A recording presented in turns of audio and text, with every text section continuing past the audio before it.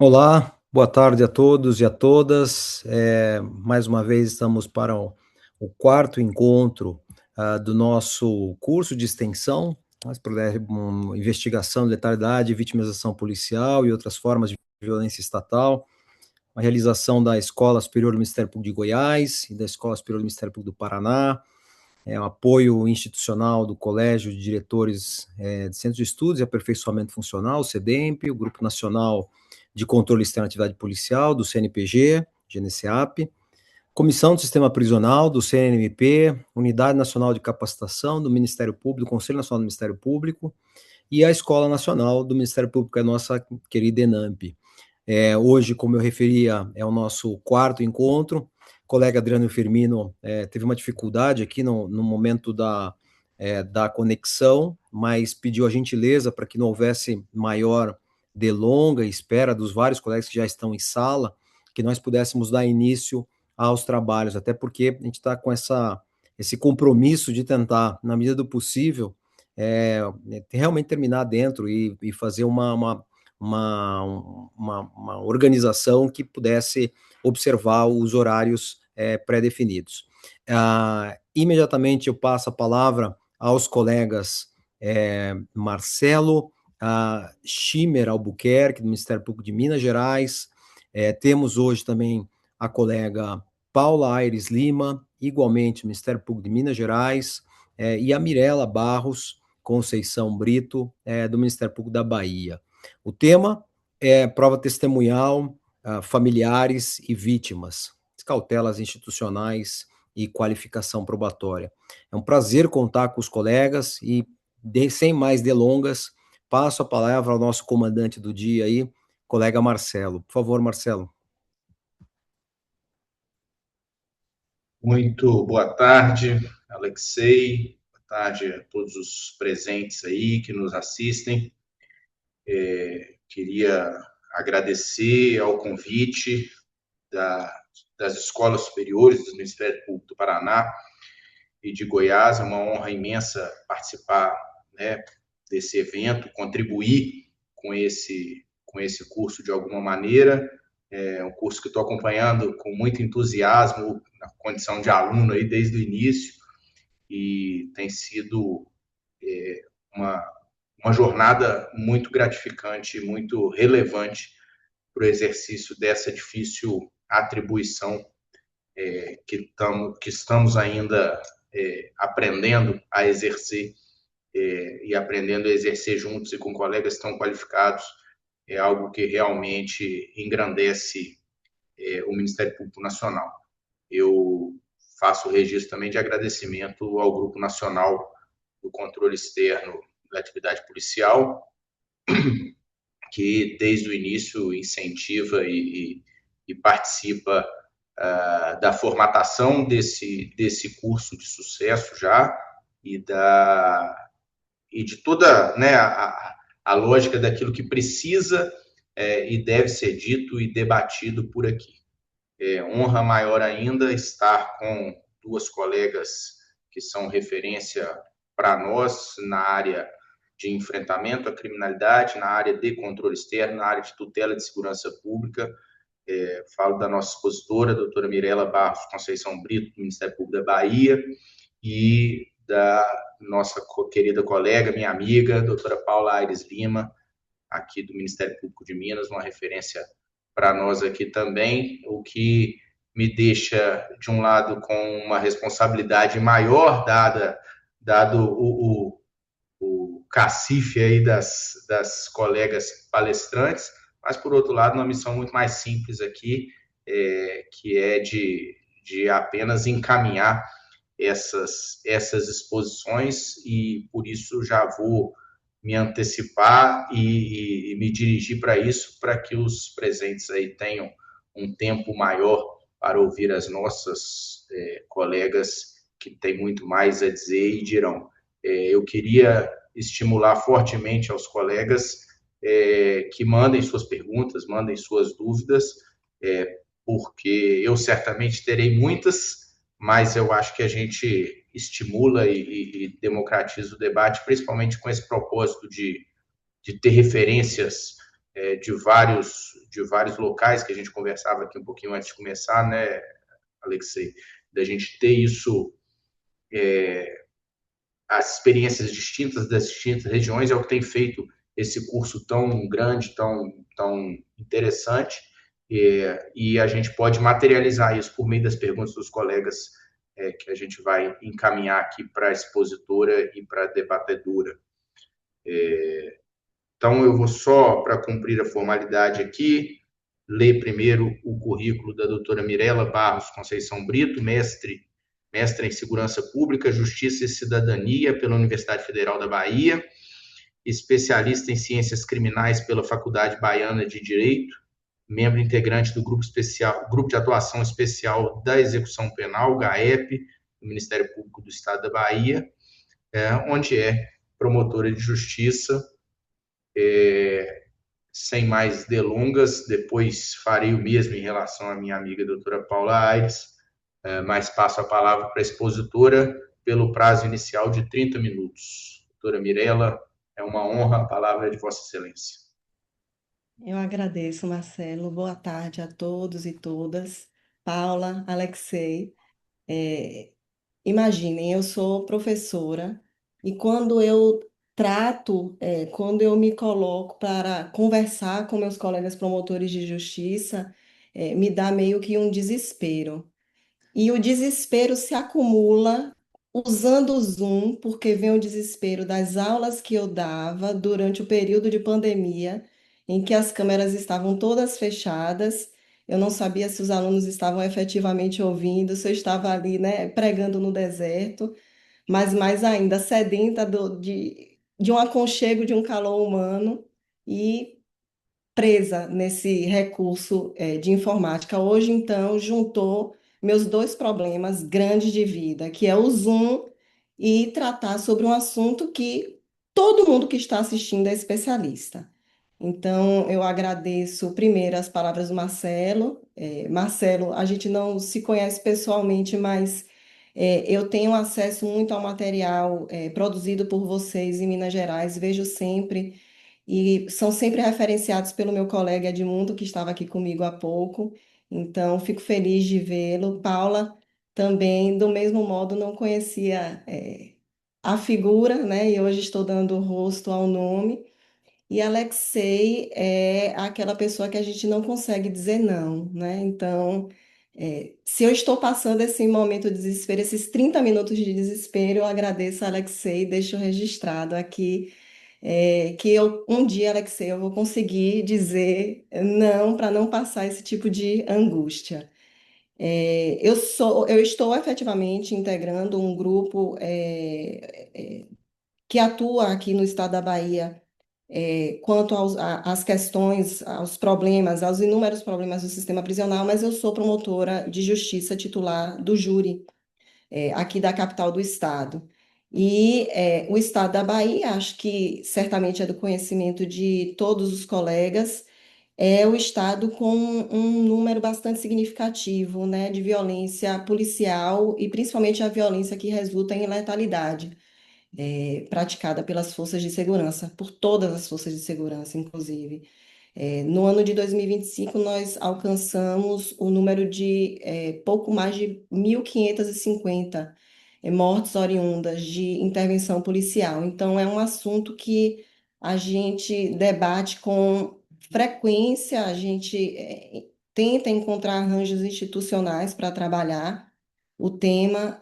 O núcleo do júri estabeleceu algumas formas de protocolo já inicial para a produção emergencial de provas, e eu poderia tratar de alguns assuntos que dizem respeito a essa produção documental, mas Alexei quis que eu tratasse sobre o acolhimento à vítima, à testemunha, e a qualificação probatória. Então, é o que eu vou cumprir, porque é exatamente isso que a gente faz antes, durante e depois, né, das nossas sessões plenárias. Eu só vou tentar aqui compartilhar a tela.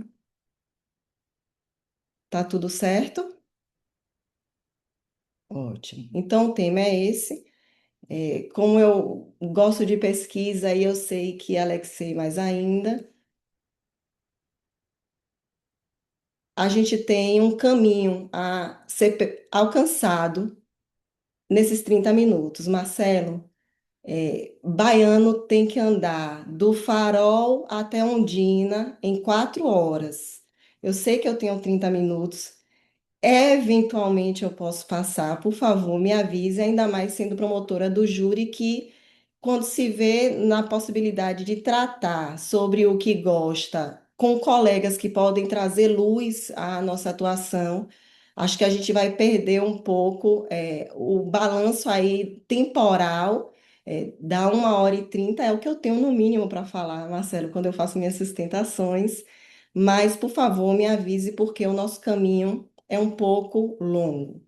Pode deixar que eu vou alertando aqui. Eu também sou, então eu faço a parte. Faça, por favor, os apartes. Vamos ver se eu vou, né, aderi-lo. É, bem, colegas, né? Eu fico envergonhada de tratar sobre esses temas que cuidam de nossa atuação habitual, diária, porque certamente todos nós atuamos diariamente com esses processos que nos foram é, mastigados, um pouco mais mastigados, por meio das resoluções novas do CNMP, né, principalmente a 310, que trata da nossa atuação em relação à violência oriunda de atuação de forças do Estado, mas a discussão, e eu não vou me alongar em relação ao reforço teórico sobre as necessidades que nós possuímos de cumprir essa obrigação processual positiva, mas efetivamente eu tenho algum tempo de Ministério Público, não por ser promotora de justiça há muito tempo, porque eu alcancei 21 anos de idade há pouco tempo,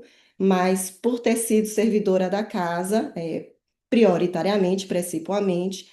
Mas logo que eu ingressei no Ministério Público, o processo penal, ele tinha um desenho quase que eu vou utilizar um esporte, apesar de estarmos na Copa do Mundo, eu vou usar um esporte que eu acredito que vai passar a ser efetivamente a paixão nacional em razão do João. Bem, era uma quadra de tênis. Ministério Público de um lado, defesa do outro, e nós disputando ali o tempo inteiro com a raquete, a vítima, as testemunhas, sem nenhum tipo de cautela, sem nenhum tipo de procedimento adequado para inseri-las efetivamente nesse jogo, mas com o decorrer desse período de visualização de um processo penal que eu reputo mais humanitário, nós enxergamos a necessidade, não voluntariamente, na maior parte das vezes,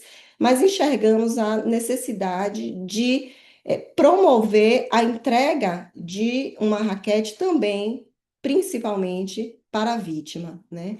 Ela não é uma fonte, ela não é um elemento para a construção de prova e depois descartado.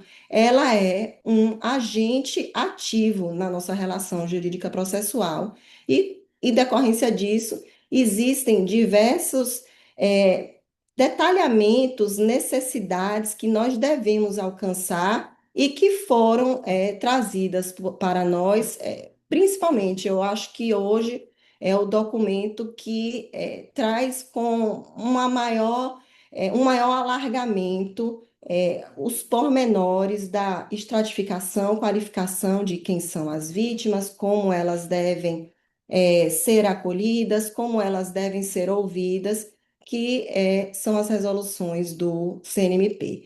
Mas o nosso ordenamento jurídico, o nacional e o que vem, inclusive, de fontes internacionais, ele já previa. O artigo 245 da Constituição era claro em relação a isso. Nós precisávamos promover de forma adequada a assistência às vítimas e dependentes daquelas situações que ocorriam decorrente de práticas de crimes dolosos.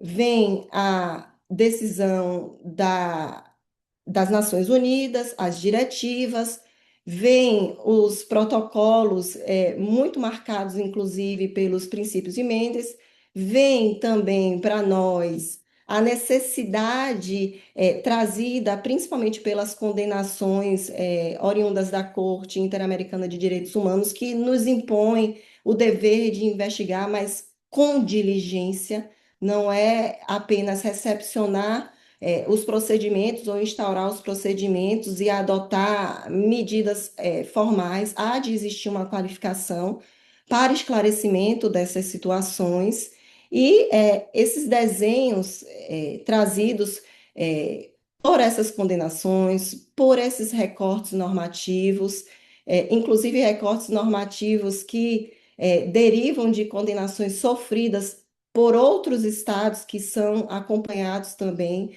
por essas cortes de tutela dos direitos humanos, nos vemos agora, nós, dentro de uma arquitetura institucional que é arcaica, não atende à arquitetura institucional do Ministério Público, ele não atende às novas demandas que estão sendo trazidas para nós, novas demandas no sentido de cumprimento adequado dessas demandas, porque essas demandas, elas de algum modo já existiam, mas não existia um feixe de luz para identificá-las de forma mais direta, né? Refletir de forma mais adequada dentro de nossas obrigações. Mas, diante de todo esse recorte jurídico normativo, nos vemos, então, com algumas consequências que afinam, né, trazem repercussão direta à nossa atividade enquanto promotores e promotoras de justiça. Primeiro de tudo, é identificar quem são as nossas vítimas. É, a cada uma delas, uma vez identificadas, caberá tomadas de decisão diferente em relação ao acolhimento e demais atos procedimentais que serão promovidos pelo Ministério Público. E essa classificação, ela vem muito bem desenhada na Resolução 243 de 2021. Então, nós somos munidos pelo CNMP de uma classificação que nos permite construir protocolos específicos para atendimento das necessidades de cada uma de nossas vítimas. Então, as vítimas diretas, que são aquelas que sofrem diretamente os danos das práticas criminosas, as vítimas indiretas, os familiares, os círculos próximos, os recursos humanos que envolviam aquela pessoa vitimada e as vítimas ainda que se encontram em situação de especial vulnerabilidade, classificadas, na maior parte das vezes, em razão da idade. A letalidade policial aqui no estado da Bahia, depois dos nossos levantamentos, se identificou que alcança de forma predominante jovens até 29 anos de idade. A maior parte deles, inclusive, com menos de 21 anos de idade, nos gerou uma preocupação. Um outro dado que chegou para nós é a escolaridade dessas pessoas, que finda no ensino fundamental inicial, anos iniciais. Então, até o 5º ano. A maior parte deles sequer conseguiu a alfabetização.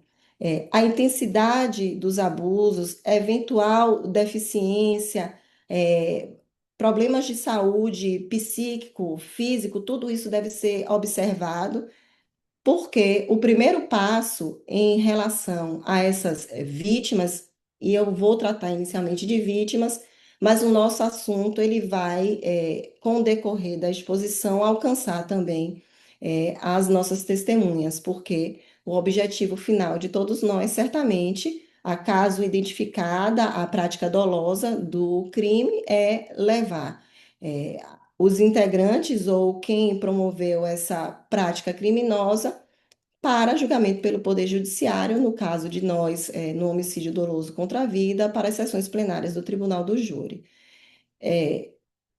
No caso das vítimas, nós possuímos um dever concreto, e isso está estabelecido, inclusive, nas condenações que nós sofremos pela Corte Interamericana de Direitos Humanos, de alterar é o primeiro passo, a nossa arquitetura institucional. Trouxe para nós a necessidade de cumprimento de um dever de casa que nós da ponta, e eu sou ponta, não conseguimos convalescer. Precisa efetivamente da gestão administrativa para fornecer o instrumentário necessário que garanta a execução adequada das nossas atividades. E foi identificado para nós a necessidade de criação de núcleos, centros de apoio a essas vítimas, inclusive com inserção de equipes multidisciplinares, para que haja o emprego de todas as medidas assistenciais necessárias ao convalescimento e à redução dos danos sofridos, tanto pela vítima direta, que pode eventualmente ter permanecido viva depois da atuação do Estado, mas principalmente em relação aos familiares e às demais pessoas que se relacionam com ela. Antes não existia, ao menos aqui para nós, de forma muito transparente, essa preocupação ativa em realizar as buscas dessas pessoas para identificar as necessidades sociais delas. E ponderando sobre esse capítulo decisório das sentenças dos casos, né, tanto do Favela Nova Brasília como Castelinho, é, era muito claro que isso seria dever do Ministério Público. Somos, contemporaneamente, a única instituição mundial a alcançar de forma transversal todos os direitos fundamentais, seja na atuação da segurança pública, seja na atuação daqueles direitos essenciais de destinação do básico essencial, direito à moradia, direito à saúde, direito à educação. Somos a única instituição no mundo capaz de atuar em todas as frentes. Então, não existia outra instituição no Brasil a realizar essa atividade que não fosse o Ministério Público. Foi absolutamente correto o trazimento para nós dessa obrigação. O problema é que, para que essa obrigação seja cumprida, adimplida, nós precisávamos e precisamos da criação de núcleos específicos para dar vazão a essas necessidades. Aqui na Bahia, nós recentemente fomos contemplados com o NAVE, que é o Núcleo de Atendimento às Vítimas Vulneráveis, e que tem feito esse acolhimento inicial das vítimas, não só das vítimas da violência produzida por forças do Estado, mas também de outros crimes, e crimes inclusive de repercussão aqui no nosso estado, inclusive no que diz respeito à grilagem. É um grupo que tem trazido resultados bastante positivos para nós. Eu vou tratar disso mais à frente, mas está sendo efetivamente estabelecido o protocolo específico para o caso de letalidade e vitimização, inclusive policial. Todavia, todas as notícias, porque aqui o Centro de Apoio Operacional de Segurança Pública, o CEOSP, ele recepciona a notícia de ocorrência de uma abordagem com resultado morte, gera um documento e encaminha para nós, promotores de justiça do júri, e nós possuímos, então, a obrigação de gerar os procedimentos extrajudiciais imediatos para adoção das medidas necessárias, investigativas necessárias.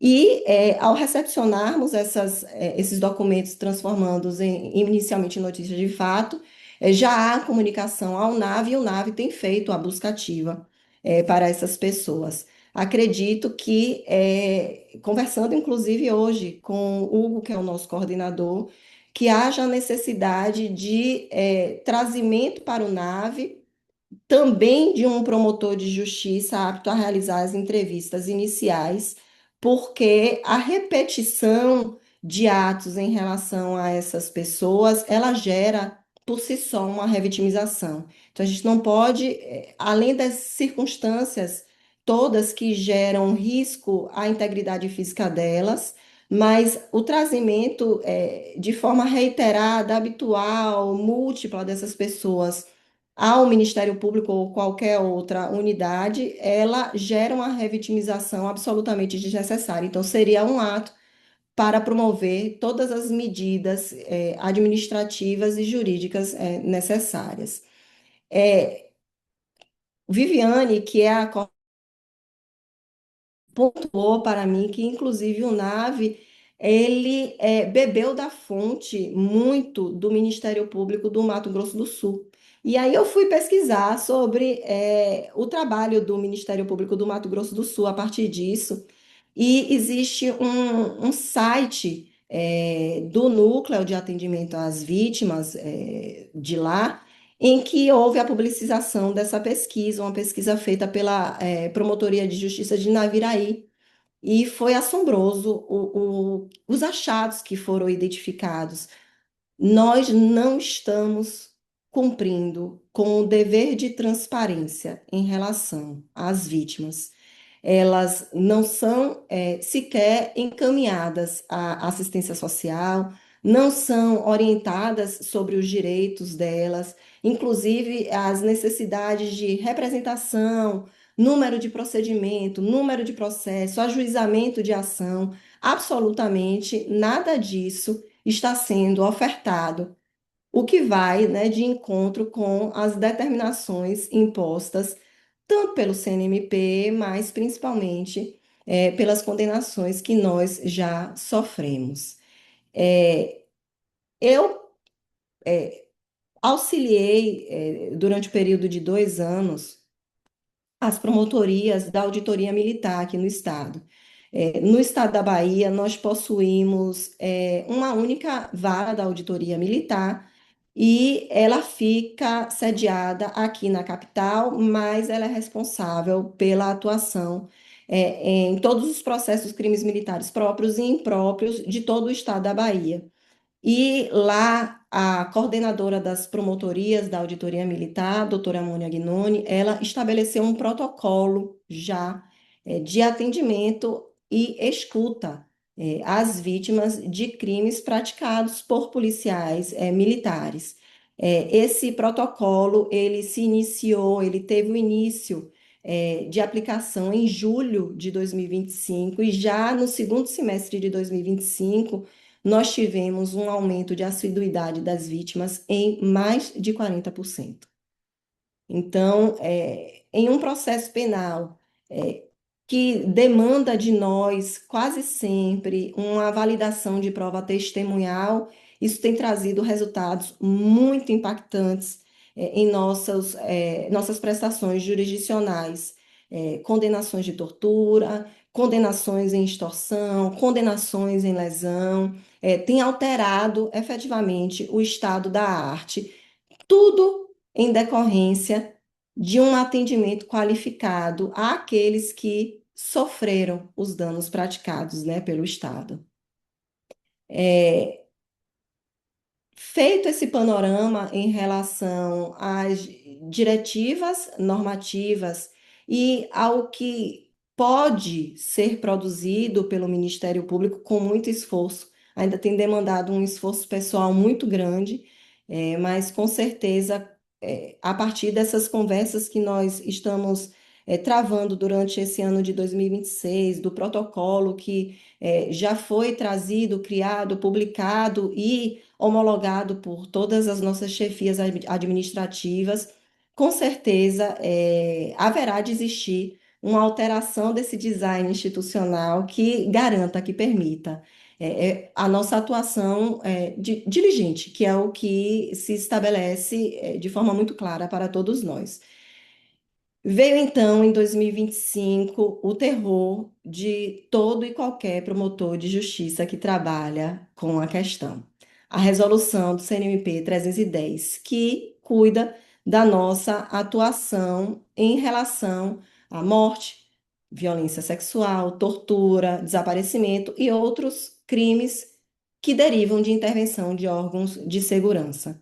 Essa resolução nós já sabemos a partir, inclusive, do que foi conversado nos encontros anteriores, demanda de nós atuação imediata, inclusive com ida ao local de ação violenta, sempre que possível, uma investigação independente, cumprimento dos padrões internacionais, mas, né, fazendo o recorte do que nós estamos tratando aqui, cuidar dos direitos da vítima, informação, segurança, apoio, proteção física, patrimonial, psicológica e documental.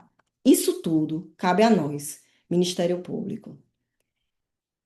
O protocolo que foi entregue pelo Conselho, pelo Grupo Nacional de Procuradores Gerais de Justiça, a partir dos termos da Resolução 310, traz um alinhavo inicial do que nós devemos produzir em relação a isso. Então, quando falamos de atuação imediata, há de existir, inclusive, uma tentativa, sempre que possível, de oitiva daquelas pessoas envolvidas no evento violento. Me preocupa um pouco essa oitiva imediata, inclusive em razão do emocional dessas pessoas envolvidas nesses fenômenos. E para além disso, há necessidade, eu vou mostrar mais para frente, inclusive de atuação dos nossos centros de segurança pública, nos nossos centros de inteligência, para levantamento de algumas circunstâncias que garantam a preservação da integridade física, não só das vítimas e testemunhas, que nós do Ministério Público faremos a oitiva, o acolhimento, a oitiva, e a partir disso, inclusive, a atuação para a transparência das nossas atuações, mas também da nossa própria segurança pessoal e institucional. Todavia, sempre que possível, a oitiva dessas pessoas ela deve ser realizada de prontidão, preferencialmente no dia do evento, inclusive com o objetivo de preservar as informações mais claras em relação a esses fatos. A memória de um fato violento, ela é uma memória fragmentada, ela não é linear. E cada vez que ela se afasta mais do evento danoso, do evento violento, ela perde algumas singularidades. Significa dizer que não será possível, com o emprego de técnica adequada, a coleta dessas informações? Não. Mas algumas circunstâncias, elas podem efetivamente se perder com o tempo e dar aso, eventualmente, até a inserção de alguns elementos que não encontrem consonância com os fatos narrados por todas aquelas pessoas que estiveram envolvidas na situação. O que para nós, e essa é uma preocupação já pensando em plenário do Tribunal do Júri, é sempre uma grande preocupação, porque qualquer alinhavo, qualquer mínima dificuldade em confirmar uma linearidade na colheita das informações, na apresentação das provas, traz ao corpo de jurado aquela necessidade de, na dúvida, vamos absolver. E os colegas, não sei se possuem a mesma percepção, mas aqui na Bahia, até em decorrência também do estado da arte que nós encontramos em relação à macrocriminalidade, a criminalidade violenta, hoje a gente já emprega o termo, né, dos grupos ultraviolentos. Aqui estamos vivenciando um momento bastante preocupante. Essas sessões plenárias de júri, elas já se iniciam com uma pré-ordenação quase de absolvição desses agentes de segurança. Então, basta um único motivo para que a gente, se efetivamente comprovada a prática do crime, basta um único motivo, um motivo ainda que não seja nem tracejado de dificuldade de compreensão da coleta dessa prova para que haja o não acolhimento da pretensão condenatória do Ministério Público. Essa oitiva, voltando, essa oitiva das vítimas e testemunhas, ela não pode ser nos espaços das forças de segurança implicadas no evento violento. Elas preferencialmente devem acontecer no Ministério Público. O Ministério Público da Bahia tem investido bastante em neuroarquitetura, inclusive bebendo da fonte do Ministério Público de Minas Gerais. Se estabeleceu a partir, né, do estabelecimento de um núcleo de composição, uma percepção de que a ambiência ela rende frutos na coleta de informações ou na disposição das pessoas em acolherem as pretensões trazidas e apresentadas pelo Ministério Público. E é isso que o protocolo, a Resolução 310 e as sentenças da Corte Interamericana de Direitos Humanos dizem e disseram para nós. A gente precisa de um local adequado, reservado e que garanta a construção da confiança da vítima ou testemunha que nós estamos trazendo para dentro do Ministério Público, a fim de diferenciar o terno da farda policial. É esse o nosso grande objetivo nesse primeiro momento. Algumas cautelas, elas merecem a adoção, registro audiovisual sempre que possível, a necessidade de apresentação muito clara daquilo que a gente vai tratar, por que que nós precisamos ouvi-la, identificar de forma transparente o que é que estamos fazendo e o que é que nós pretendemos produzir a partir disso. Esse desenho que foi trazido, ele demanda, aí, como eu pontuei anteriormente, uma tentativa de todos nós, absolutamente todos nós, de que esse seja um ato único, um ato que não implique um deslocamento repetido dessas pessoas para qualquer lugar que seja, já tem que ir ao DPT, já tem que ir ao Ministério Público, vai ter que ir ao Poder Judiciário, vai ter que ir à sessão plenária de júri. Então, a redução dos procedimentos adotados, ou a aglutinação, na verdade, dos procedimentos a serem adotados, é uma medida que deve direcionar o trabalho de todos nós. Fica parecendo que eu estou falando com até certo desconhecimento da realidade de uma promotoria de justiça, porque efetivamente é absolutamente difícil para nós aqui fazermos isso. Mas é um direcionamento, é uma medida que, ao menos paulatinamente, nós vamos precisar enfrentar e nos adequar para adotá-la. Fizemos uma tentativa no protocolo de um roteiro de perguntas. O que é que deve ser tratado com a vítima, o que deve ser tratado com as testemunhas, mas eu quero tratar disso um pouco mais à frente, porque eu gostaria de apresentar aos colegas, inclusive, a metodologia que é utilizada para a coleta dessas informações. É, Quando nós fazemos uma oitiva inicial, principalmente das vítimas, ela não tem uma modelagem de produção probatória, como a gente está acostumado no processo penal. Ela inclusive, conceituada como uma entrevista. E é uma entrevista porque o nosso objetivo é criar esse, nós chamamos de rapport, mas é essa confiança, confiança não em nós, indivíduos, promotor, promotora de justiça, mas a confiança institucional As vítimas e as testemunhas, elas precisam confiar no Ministério Público, é o rapport que nós precisamos fazer é esse, apresentar de forma clara a que se destina, por que se destina, qual o motivo de ser dessa forma, o que é que derivará a partir disso, ser muito claro em relação ao ato que nós estamos praticando. Mas o mais singular desse momento é que a gente não faz as perguntas a essas pessoas como nós fazemos em audiências, em instruções processuais. Nesse momento de coleta de informação para a construção de prova, o dever, o exercício adequado, o dever de diligência a ser adotado é permitir o relato livre do cidadão.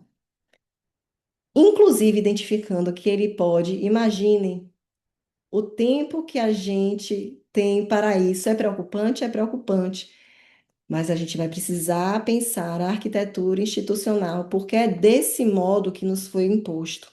E é desse modo que é a diligência adequada, inclusive cumprindo os princípios de Mendes. Existe uma ciência que foi desenvolvida para que isso acontecesse. O relato livre, ele é um relato tão livre que nós não devemos sequer interrompê-lo. E a neurociência é quem determina isso justamente por conta dessa fragmentariedade das memórias desse fato. Eu fui vítima de um crime violento. Eu, pessoalmente, fui vítima de um crime só não, porque a gente é brasileiro e não desiste nunca. Eu poderia pedir tranquilamente música no Fantástico. E eu acho que se nós observarmos o Código Penal, capaz de, quando a gente fizer o pensamento daqueles crimes que são violentos, eu fui vítima de praticamente todos os capítulos referentes a eles. Mas isso para narrar por quê? É, as memórias que eu tenho em relação a esse evento, e olha que eu sou uma pessoa treinada, eu trabalho com isso. As memórias que eu tenho em relação a esses eventos elas não são memórias cronológicas. Inclusive, eu acesso a esses recursos a partir de sensações que me foram trazidas nessas circunstâncias. Um elemento que pode ser empregado nessas entrevistas, depois de explicado absolutamente tudo que será feito e por que será feito pelo Ministério Público, teremos todo o tempo que o senhor ou a senhora precisar.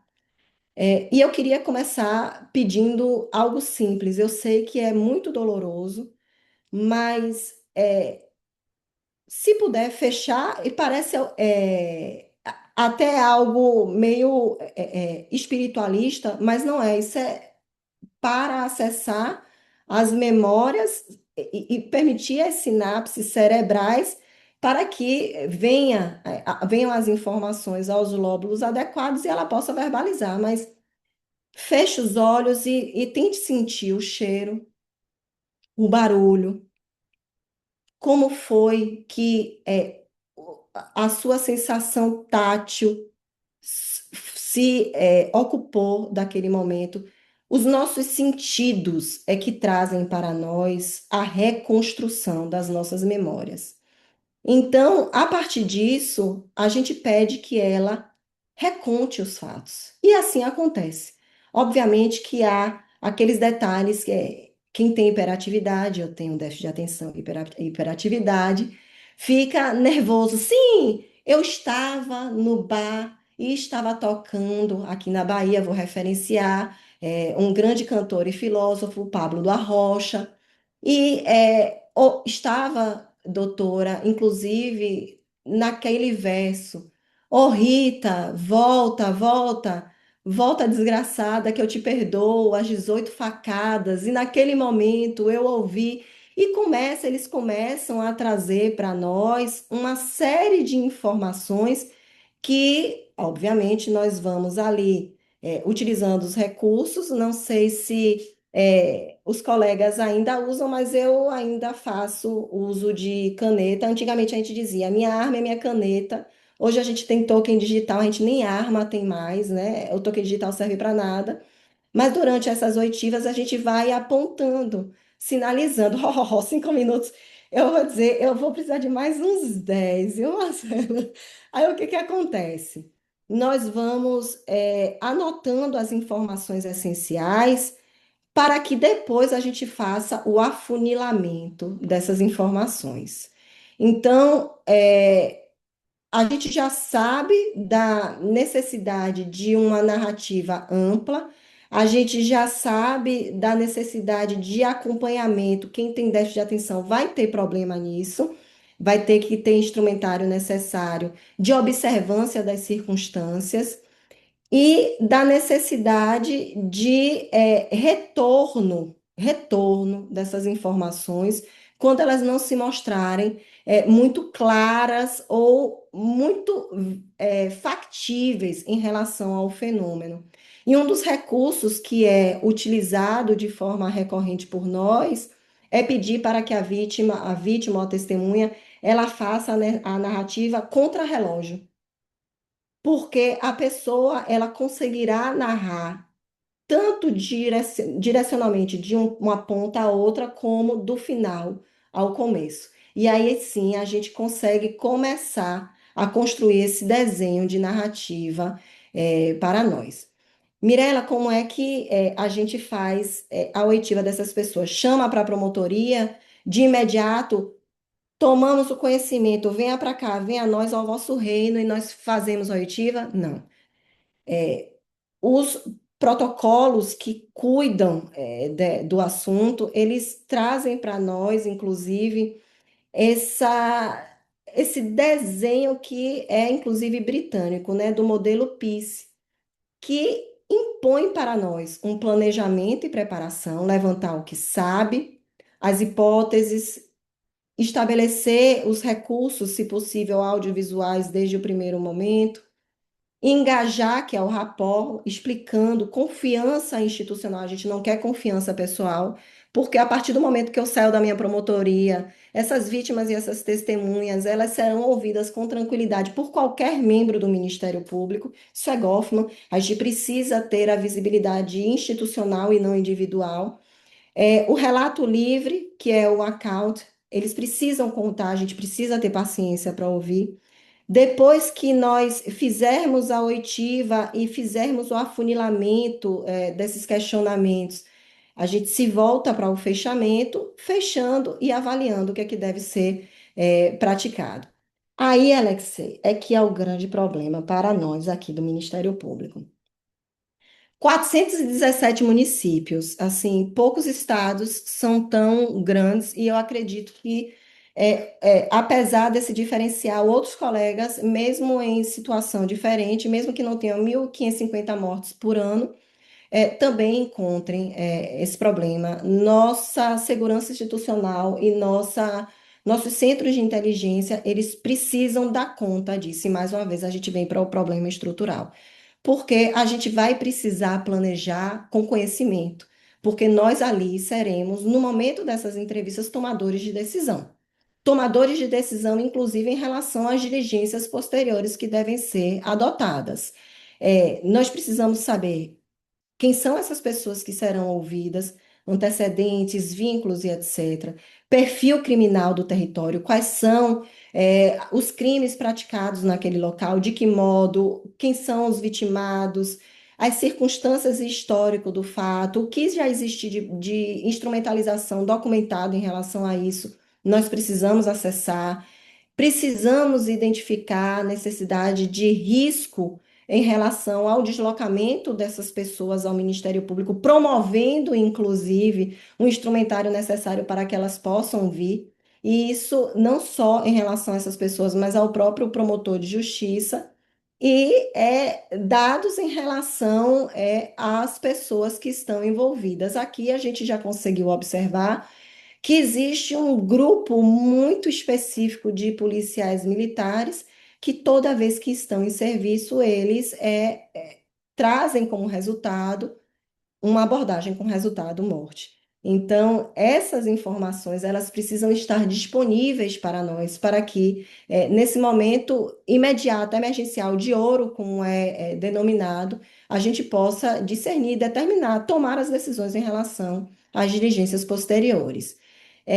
Eu vou passar por cima, porque eu acho que já expliquei qual é o objetivo do rapó, mas em relação a esse relato livre, é importante trazer aos colegas a experiência de aplicação, né, do PIS, que a gente começa, apesar do desespero, com essas perguntas mais abertas. Me conte o que aconteceu, descreva o que é que você lembra, e a partir daí a gente começa a aprofundar, mas vejam, quando a gente começa a aprofundar, a gente reconta o que a pessoa disse, sem alterar o vernáculo. A gente tem que ter muito cuidado com o emprego da linguagem nesse momento, para que ela possa compreender e acessar outras memórias que não tenham sido garantidas durante esse momento inicial da entrevista. Depois que ela consegue recontar e a gente consegue cadenciar os fatos, a gente começa aí sim a fazer perguntas de sim ou não para dar um fechamento.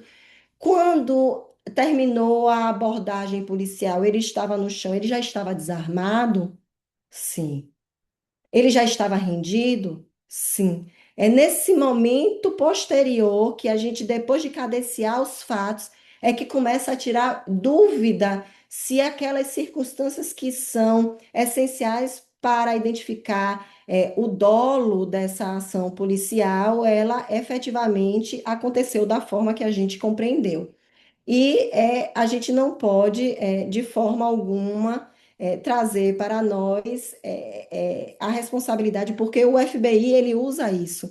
E é uma técnica de inteligência, mas não deve ser uma técnica de inteligência utilizada por nós do Ministério Público, porque, além da confiança que está sendo criada ali no rapó, há a possibilidade de inserir efetivamente aquela sugestão que nós dermos no caderno de memórias dessas pessoas, e elas vão precisar recontar essas histórias algumas vezes. Os erros passa por cima, porque eu já tratei, e aí é que vem a grande preocupação. Mirela, maravilha. Nós vamos aplicar essa metodologia aí espiritualista que você trouxe, esse negócio bonito de ouvir. Eu tenho mais de 1h30 para ouvi-lo, vou me capacitar para fazer esse tipo de providência, mas no processo é a mesma coisa? Não. No processo é guerra. Aqui a gente já vai usar a técnica forense, mas a gente pode utilizar a técnica forense porque a gente tem segurança do relato. A gente tem segurança do relato e a gente vai, com toda a certeza do mundo, clarificar essas pessoas que elas não devem inventar. Não deve existir fake news. Elas não têm que inserir nada que elas efetivamente não lembrem, que elas não se recordem. Elas vão narrar apenas aquilo que elas sabem. E elas narrando aquilo que elas sabem, nós não seremos surpreendidos. Existiu uma sessão plenária do Tribunal do Júri que foi a consolidação. Sabe aquele desenho que traz para nós assim a estátua feita do tudo isso que eu estudei é verdade? Nunca faça pergunta que você não saiba a resposta. Esse é o grande barato da ação penal e do plenário do Tribunal do Júri. Inclusive, essa situação aconteceu no plenário do júri. Estava indo tudo bem, maravilhosamente bem. Controle total do depoimento da familiar da vítima que estava no momento. Ela estava no momento, ela, inclusive, foi abordada, nessa situação. E aí foi tão bom que o réu ele tinha saído. E no momento, nos momentos finais da oitiva dela, o policial militar do batalhão de guardas que faz a segurança no plenário de júri estava voltando com ele para a plenária. Ela quis depor na frente dele, as outras testemunhas não quiseram. E aí, o promotor de justiça se sentindo grande porque tinha feito uma boa instrução e faz. A senhora reconhece? A gente já tinha a medida investigatória de reconhecimento pessoal. A gente não precisa repetir, a gente não precisa correr esse risco, né? E aí ela fez em qualquer lugar que ele esteja. Era um depoimento forte, ela sofreu, ela chorou. Em qualquer lugar que ele esteja. Ele está aqui nesse plenário? Sim, é aquele de farda. Era o policial do batalhão de guarda. Não era o policial que tinha promovido a abordagem policial com resultado morte. O advogado que estava do lado do réu, ele estava assim, doutor Bruno Bahia, excelente tribuno aqui do estado, ele estava assim. Quando ele ouviu, é aquele de farda, ele chega, ganhei o júri. E assim foi. Foi belíssimo, foi apertada a votação, mas gerou para nós um risco que a gente não precisava passar. Então, apesar de ser guerra, só questione o que você tiver absoluto conhecimento em relação aos fatos. É, comece para os jurados com a pergunta aberta. Me conte o que aconteceu, me conte o que aconteceu. Mas aí direcione. Em plenário de júri, a gente pode já fazer com uma certa segurança esses questionamentos, tanto para as testemunhas de acusação, como para as testemunhas de defesa, que em regra são policiais militares.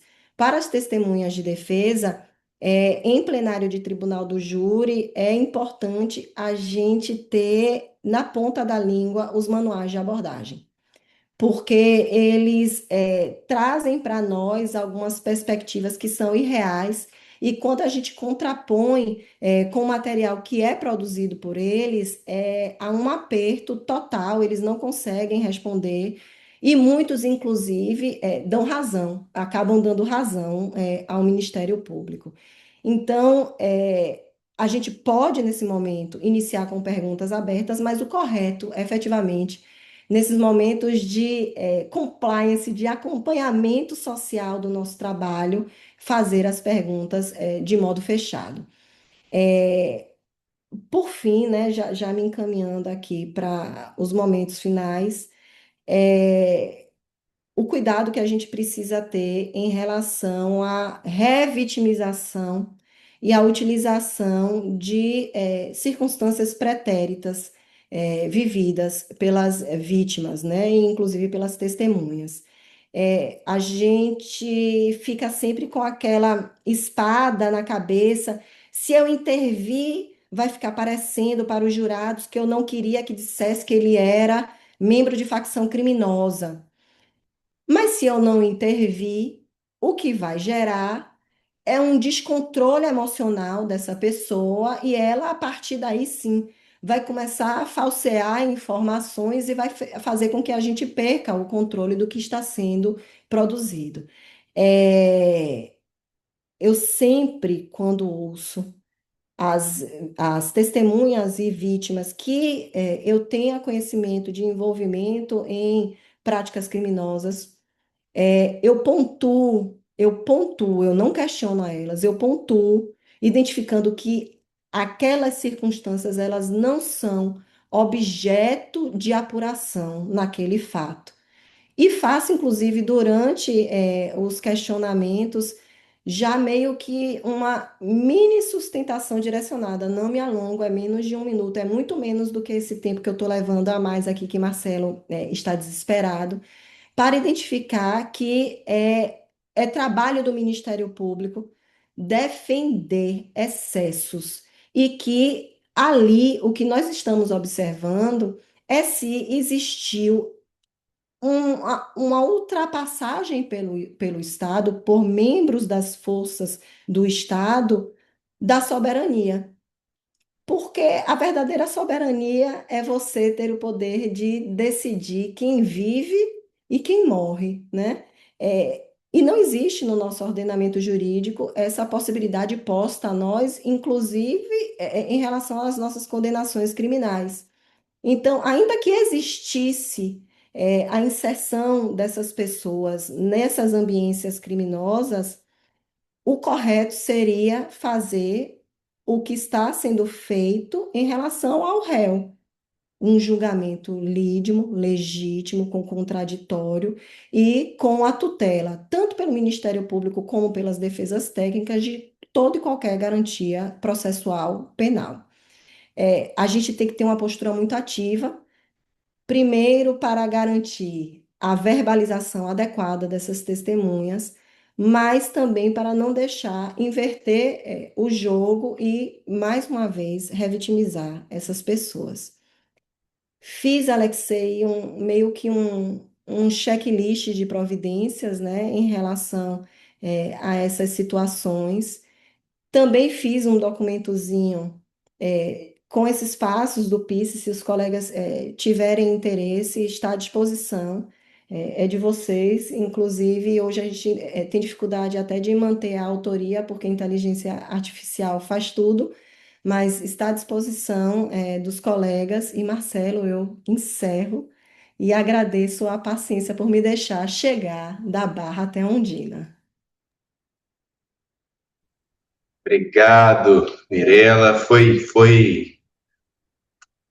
O desespero é muito mais por querer ouvi-la ainda mais e por já ter até feito umas anotações aqui de pontos que eventualmente podem enriquecer ainda mais nosso encontro, e que eu espero que a gente alcance um bom termo, de poder tratar deles ao final. Mas eu vou cumprimentar aqui o doutor Adriano Godoy Firmino, que não tive a oportunidade de fazê-lo no início, depois que o meu amigo Alexei fez as abordagens iniciais aí, nossas abordagens iniciais. O doutor Adriano ingressou aqui, está acompanhando conosco, acompanhou conosco toda a exposição brilhante da doutora Mirela. E sem mais delongas, e até para que a gente eventualmente possa alcançar, dentro do tempo proposto, as perguntas, eu vou passar a palavra para a colega, amiga, companheira de trabalho, de muitos casos, de muitos processos, muitas ações, operações juntos, e cuja liderança eu aprendi muito aqui no Ministério Público de Minas, doutora Paula Aires Lima Damasceno, promotora de justiça do Ministério Público de Minas Gerais, foi membro do Grupo Especial de Promotores de Justiça de Defesa do Patrimônio Público, nosso GEP, por 9 anos, do Grupo de Atuação Especial de Combate ao Crime Organizado, GAECO, por 3 anos, e coordenadora estadual do GAECO por outros 4 anos. Então, com ampla experiência aí na atuação de enfrentamento ao crime organizado, à corrupção, e também, ou quando essas ocorrências têm envolvimento aí de policiais e de agentes do Estado, ela pode aí debater com muita profundidade os temas do nosso encontro de hoje. Doutora Paula, a palavra também é sua. Obrigada. Boa tarde a todos, a todas. Queria agradecer ao Alexei, ao Adriano, o convite. Agradecer também a Mirella, dizer que o passeio de Barra Ondina foi maravilhoso, nem vi o tempo passar. Tem sido uma oportunidade. Eu adoro ouvir o sotaque, seu sotaque é uma delícia, né? É legal o Brasil, são tantos Brasis, né? É sempre muito bom. E aprender, né, acho que o desafio da Bahia tem sido grande nesse tema, mas é um desafio nacional. É um desafio para mim vir falar sobre esse tema. Eu construí a minha carreira na área de investigação, mas atuei poucas vezes na investigação referente à letalidade policial, então acho que o convite se deve mais pela minha experiência investigativa do que de fato pela experiência nas investigações de letalidade policial. O tema é um tema espinhoso, né? É importante. Acho que a gente, enquanto Ministério Público, tem uma missão e tanto, né? Tantas outras, né? Essa é mais uma delas. Então, é realmente um prazer poder estar aqui. Eu vou compartilhar aqui e quero fazer realmente como minha função aqui é de debatedora e quero realmente debater, trazer algumas reflexões para o tema que me parecem importantes. Vocês estão vendo a minha tela? Ops, Ainda agora não, agora eu acho que sim. Sim, estão vendo, né? agora sim. Bom, Tem que então só ótimo. A colocar gente talvez no modo apresentação. Isso, ótimo. Isso, né?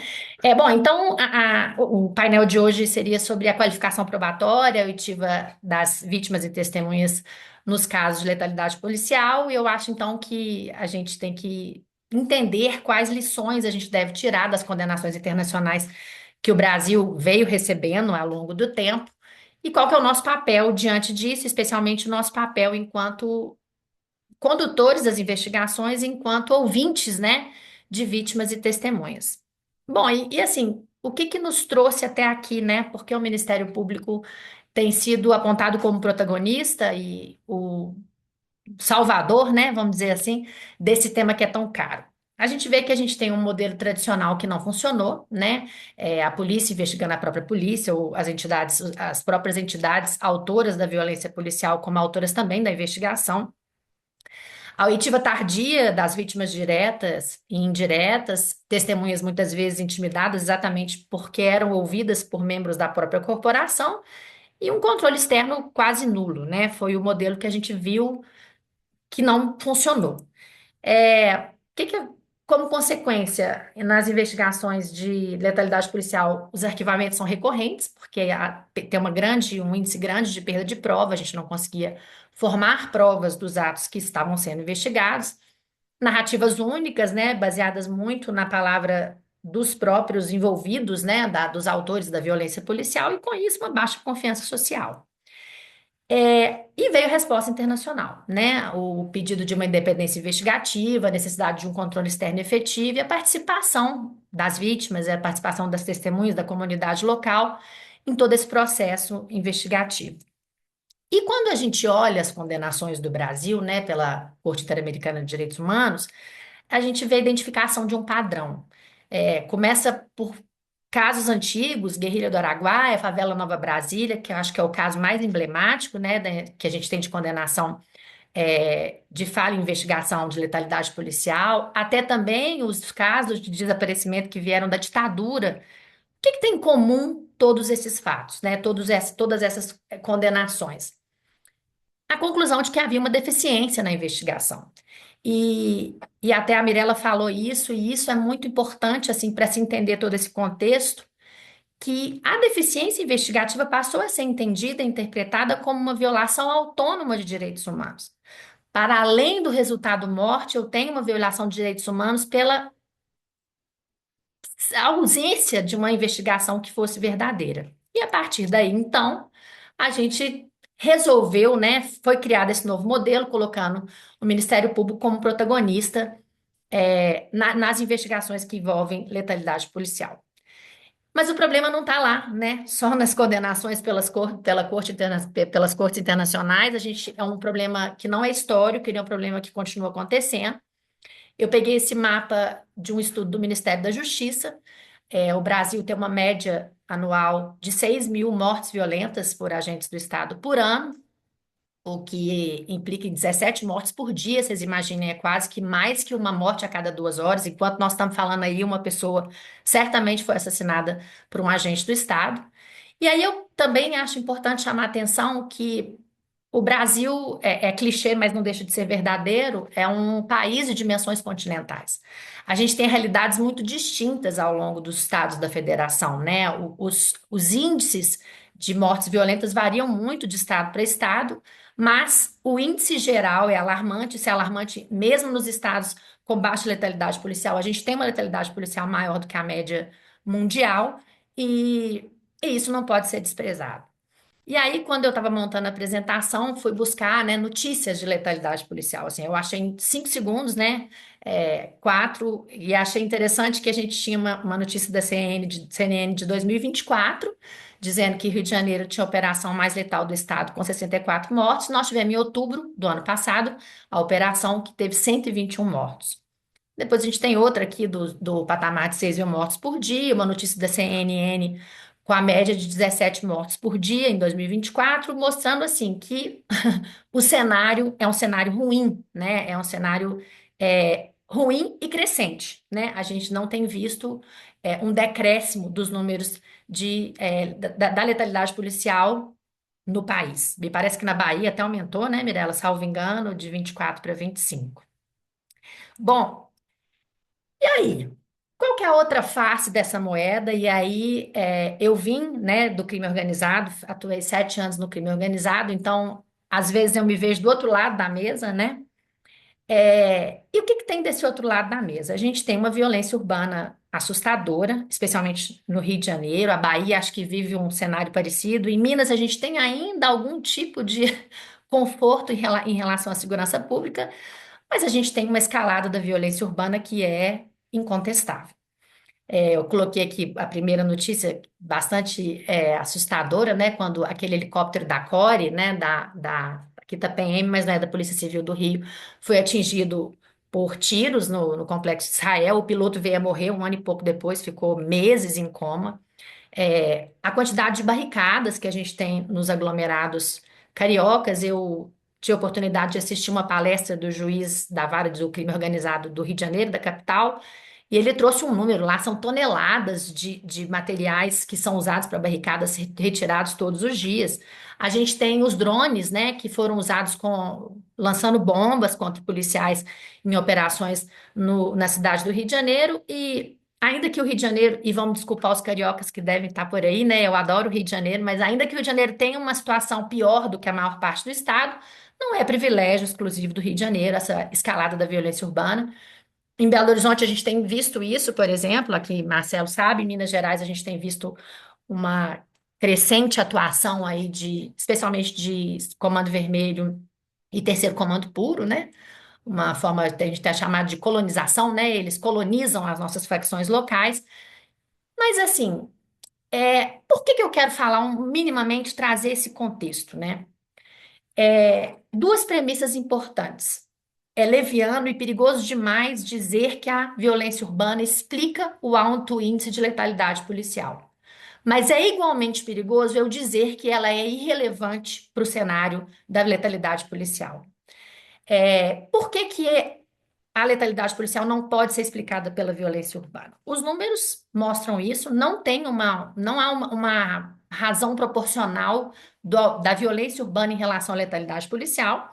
A gente sabe que as escolhas institucionais também vão redundar na letalidade policial, os protocolos operacionais. Então, eu não posso dizer. Mas o fato é, o que a gente tem visto no Brasil, o que eu entendo que a gente tem visto no Brasil, é o crescimento de um ciclo vicioso perigosíssimo. A letalidade policial tem alimentado os conflitos armados alimentam o controle territorial por parte das facções, e aí eu tenho que fazer operação de novo, e nisso a gente tem inchado o ciclo de violência para todos os lados. Até é importante também fazer um parênteses.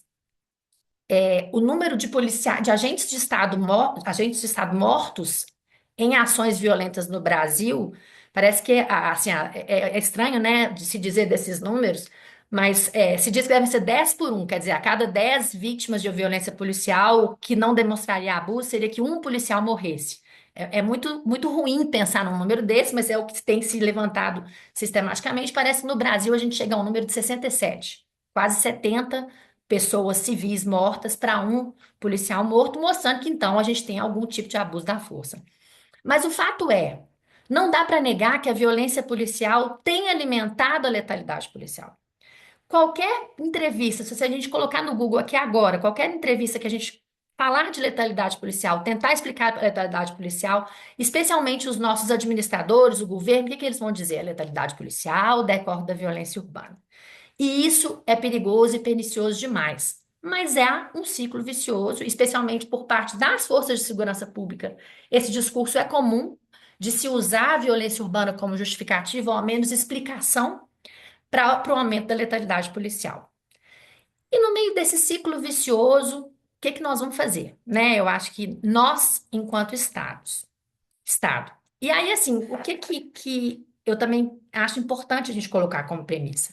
Eu acho que, para início de conversa, né, no meio desse ciclo vicioso, a questão, por exemplo, do controle territorial, que é muito presente no Rio de Janeiro, nos aglomerados cariocas, em que o Estado é completamente ausente, acho que o oficial de justiça não sobe em alguns aglomerados nem para citar para ação de alimentos, por exemplo. A gente precisa retomar esses estados, esses territórios. O Estado precisa voltar a esses territórios. E aí, como é que a gente vai fazer isso? Bom, e aí eu quis trazer um pouquinho sobre as operações policiais. Por que operações policiais? Parece que cerca de 51% dos casos de letalidade policial se dão em contextos de operações policiais. A análise das operações policiais, e foi o que a DPF tentou fazer, a DPF 635 tentou fazer, é importante para o entendimento desse fenômeno de aumento da letalidade policial. Mas a operação policial sozinha não é instrumento eficiente de combate ao crime. Não é. A gente sabe que os grandes não são pegos em operações policiais em aglomerados, né? Aqueles que realmente se enriqueceram da criminalidade organizada, eles não estão nos aglomerados, não vai ser nessas operações que eles vão ser presos. É, não são instrumentos, então, exclusivos, mas são instrumentos importantes para a retomada de território.